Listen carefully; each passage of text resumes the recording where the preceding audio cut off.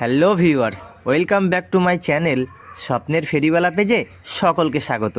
আবারও একটা নতুন ব্লগ ভিডিও নিয়ে আপনাদের সামনে হাজির হলাম। আমি সারাদিন কী করি সেটাই দেখাবো। সকালবেলা ঘুম থেকে উঠে পড়লাম, তারপরে ব্রাশটা নিয়ে ব্রাশ করতে চলে গেলাম। ব্রাশ করতে করতে মুখ হাতটা ধোয়া হয়ে গেল। ধোয়ার পরে মাছ নিয়ে নিলাম। সকালে রান্না করতে হবে বস, রান্নাটা খেয়ে তো সকালে ব্যবসায় যেতে হবে না। তো যাই হোক, মাছটা কিন্তু দারুণ ছিল। মাছ নিয়ে নিলাম এবং সকালে হালকা করে চাটা মেরে নিলাম। চাটা কিন্তু দারুণ হয়েছিল।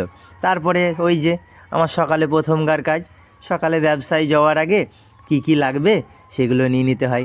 নিয়েও নিলাম, মাইকের ব্যাটারিটাও ঠিক করে নিলাম। তো যাই হোক, ব্যবসায় বেরিয়ে পড়লাম আজকে সকাল সকাল। ব্যবসায় যেতে যেতে রাস্তায় খুব সুন্দর দৃশ্যগুলো দেখে খুবই ভালো লাগলো। তারপরে এই যে সামনে পাড়াটা দেখতে পাচ্ছেন, এই পাড়াটায় যাব ভাবছি। তো দেখি আজকে ব্যবসাটা কেমন হয় আপনাদের সবার আশীর্বাদে। তো যাই হোক, এই ব্যবসায় ঢুকে প্রথমেই দুটো মোবাইল পেয়ে গেলাম। দুটো ভাঙা মোবাইল দিয়ে এই যে এই মেয়েটার হাতে আছে ওই বাটিটা, আর এই যে বড় বাটি, ওই বাটি দুটো দিলাম। তবুও ওর মন মিটছে না, ও বলছে আরও বড় চাই। আমি বলছি না গো, এর থেকে আর বড়ো হবে না, কত টাকায় বা বিক্রি করব। তো দেখতে পাচ্ছেন এই যে এই পাড়াটায় এই টিফিনগুলো নেবে বলে এদেরকে আমি দেখাচ্ছিলাম, কিন্তু জানো দামে হলো না গো। এই যে সুন্দর নদীটা, সেই দামোদর নদী পূর্ব বর্ধমানের উপর দিয়ে বয়ে চলেছে। তারপরে আর একটা পাড়ায় এসে দেখলাম বেশ একটু চুলটা দিয়ে বলছে আমার একটা থালা দিতে হবে, কিন্তু ওইটুকু চুলে তো আর থালা হয় না। তো দেখি ওইটুকু চুলে কি দেওয়া যায়। যাই হোক, দিয়ে দিলাম। ব্যবসা বেশ অনেক হলো গো, পেটে এবার চাঁ করে ডাক দিচ্ছে, হালকা করে সেঁটে দিই। খেয়েও নিলাম মাছের মুড়ো দিয়ে, দেখতে তো পেলেন। খাওয়া হয়ে গেল, এবার টিফিনটা গুটিয়ে নিলাম। আরও একটা সামনে পাড়া আছে, ওই পাড়াটাও তো যেতে হবে না, শুধুই তো আর একটুখানি ঘুরলে হবে না দাদা। তো যাই হোক, ব্যবসাটা আজ বেশ ভালোই হয়েছে। চুল 1-150 গ্রাম হবে এবং বড় মোবাইল 4টে হয়েছে, ছোট মোবাইলে 2টো হয়েছে। টোটাল মনে হয় 4টে থেকে 5টা হবে। একবার দেখে নিলাম, জানো তো মনটা একটু ধুকধুক করে। কত হলো দেখি, জানতে তো চাই মনটা। গাড়িটাও ঢেকে দিলাম। হয়ে গেছে বৈকাল, চান করার পালা গো। চানটা তো করতে হবে। চান টান হয়ে গেল, হালকা করে আবার একটা সুন্দর সেঁটে একটা চা গরমা গরম। বাহ, ভালোই হয়েছে। রাত হয়ে গেছে দাদা, রান্না তো করতে হবে আবার। সেই যে সকালে মাছ নিয়েছিলাম, এখনও আছে।